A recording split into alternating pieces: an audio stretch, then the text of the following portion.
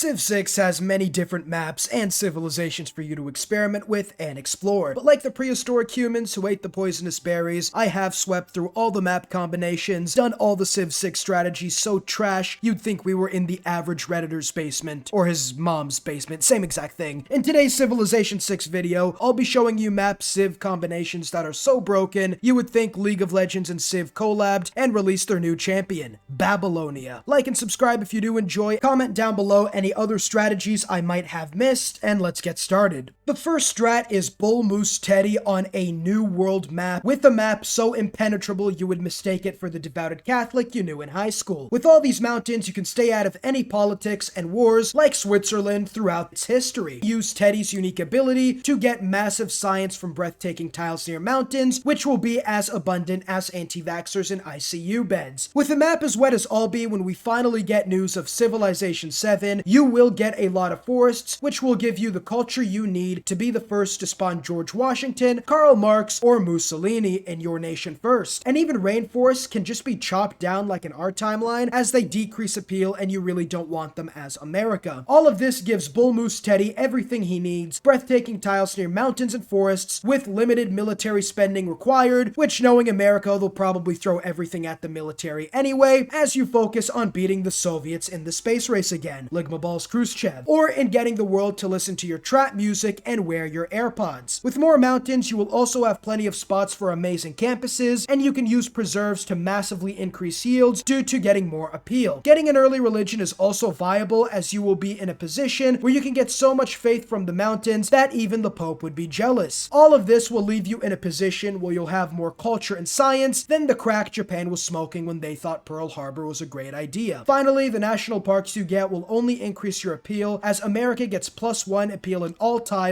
in cities with national parks. So you can use national parks to build more national parks, which will give you so many tourists, your streets will be filled with rundown restaurants where the closest life forms are the dying rats who took too long to sniff at the food. Our second strategy is Vietnam and Wetlands. Vietnam has some of the best defensive bonuses in the entire game, with their leader ability called Get Wrecked America, France, and China. They've collected so many dubs throughout history, it's like Logan Paul collecting fake Pokemon cards. But their best ability is by far 9 Dragon River Delta, which gives them insane bonuses when placing districts on features like forests, rainforests, and marshes, which are abundant in the Wetlands map. With more defensive bonuses thanks to your woods and rainforests, and with your pick of yields due to all the kinds of terrains like a feature grocery store, you can go whatever position you want in the game, with even a domination victory being viable thanks to your Than, which will give you culture and tourism on top of that, so after you drive out the invaders, you can get their kids to come back and give you fat stacks in a couple of decades. Importantly, with all the bonuses Vietnam gets to removable terrain features, which are included in excess by this map, you should be able to win the easiest victory of your life, as everyone will be too busy trying to escape the jungle in Jumanji than be worried about trying to beat you and your +10 combat strength when fortified on a forested hill. For some strategies, try to get Etemenanki, as the marsh bonus will give you almost unlimited science, and the pantheon to pick is obviously simping for the Lady of the Reeds, which means more production from marshes, which will give you the best marshes you can ask for. The other thing you can do is surround Than districts with anything, everything, no matter whether you need it or not. Putting fans in a triangle and surrounding them like if Lord of the Flies had a female character come in halfway through the book will give you all the culture you need, as well as tourism in the late game from the Than district, which gets culture and then tourism from every adjacent district. You will easily win the easiest culture victory in your life with limited difficulty. The third combination is Kupe Terra Map. Kupe has the most unique starting position in Civilization history, as you spawn in the middle of the ocean, like in the first Tomb Raider game, where you're about as lost as 12-year-olds 2 hours after typing in big titties in their private browser for the first time. But with the Terra Map, you can simulate colonialism with native killings and all, as every civ starts on just one continent, with another one completely uncolonized. But as Kupe, you can get a nice cheeky head start to that whole native extermination thing, and start on a continent all to yourself, spam out settlers, and you could potentially even get 40 quick cities by turn 200 if you're lucky enough, as with no one to threaten you nearby, you don't need to worry about military, unless you've enabled barbarians,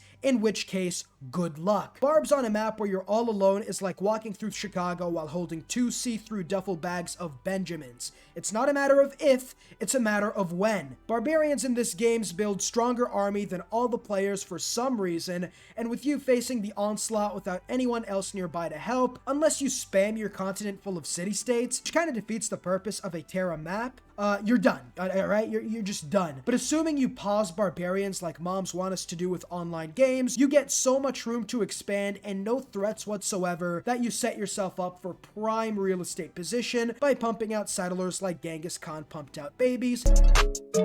Let's go! In his spare time. The fourth strategy is Apocalypse Mode Russia. Now, Russia is well known for its many unique cultures, rich history, being Ukraine's abusive stepfather, and blizzards so deadly they whipped Napoleon and his silly mustache man like dogs. Why not recreate historical Russia by grabbing a Ukraine mod? I mean, by making the map with more tundra and snow tiles where only you and Canada can really benefit from. But seeing how if Canada's in the game, they would in all likelihood spawn on the opposite end of the map while you spawn in the other, you would have all this amazing land to settle that nobody else wants, allowing you to get Desert of the Aurora very quickly, Dance of the Aurora very quickly, because of the fact you're getting faith from all the tundra tiles, to make a work ethic Russia with so much production, it could easily be confused with Joseph Stalin's next 5-year plan. With the easy religion, you can make a play for the classical era golden age and spam so many settlers, you'll completely forget you even settled half the cities you did. But that's not all. Most tundra tiles are barren, foodless, starvation occurs very easily, but after a couple crippling blizzards, obviously the trees start growing, berries start popping, and tundra starts providing endless amounts of food. Cause screw common sense. Activating Apocalypse Mode benefits you and screws up the entire world. You can rarely build anything in tundra tiles anyway, and with all the production as Russia, you'll be able to repair any destroyed districts from blizzards very quickly. And with all the yields you'll be getting from these blizzards, you are going to be in a position to absolutely dominate, as you'll have tundra tiles providing insane amounts of yields. The other thing about Apocalypse Mode, you can roleplay 1812 in 1939, as your blizzards can literally wipe out opposing forces. Make the map wet too, as you'll be getting nice early production and chops for rainforests and forests, which should help you produce something very quickly in the early game when combined with work ethic and production from disasters. Finally, the best thing about Apocalypse Mode is everyone else is pretty much boned. Because of the fact that they're going to be settling near rivers and volcanoes and coast tiles because, well, they don't like tundra like you do, they are going to get an immense amount of disasters that will, in all likelihood, cripple any development the AI has, considering that they share a combined 2 brain cells and half the time one of them's on vacation. But let's move on to the next strategy. The next strategy, and potentially the last, is Portugal with Archipelago and the largest size possible. The final 2-for-1 McDonald's combo meal is Portugal on an archipelago map, a giant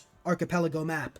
Like a modded giant archipelago map. Portugal has a unique ability where you get traders that are even more jacked than Arnold Schwarzenegger, with each trader giving you double-digit yields for international trade routes. With the largest map size possible and some mods, warning by the way, it requires lowering your settings and a good computer. Don't blame me if your computer combusts like an Irish car from this strategy. You can get upwards of 100 trade routes if you're willing to Andrew Jackson your nearest neighbors and force them off their land. This is incredible, as by the time turn 200 rolls around, you will probably have the strongest empire and the best game you have ever played, as with 100 traders making 10 science per turn, which is very viable as Portugal, you'll be making at least 1,000 science per turn, without even talking about the insane navigation schools you have, as well as campuses you might build. Ditto for culture, and all that combined, and you could feasibly win a sub 200 victory very easily if you know what you're doing. While everyone and their grandma knows how strong Portuguese traders are, especially native Brazilians, getting an infinite amount of them while using an army of now Vitorias will enable some spiffing Brit levels of foolery, as you'll have more money than Mansa Musa, Elon Musk, and Jeff Bezos combined, and you'll make more gold per turn than what it would cost to fully develop your entire empire from scratch to where you are now every turn. If you do enjoy, leave a like and subscribe to not miss out on any future content,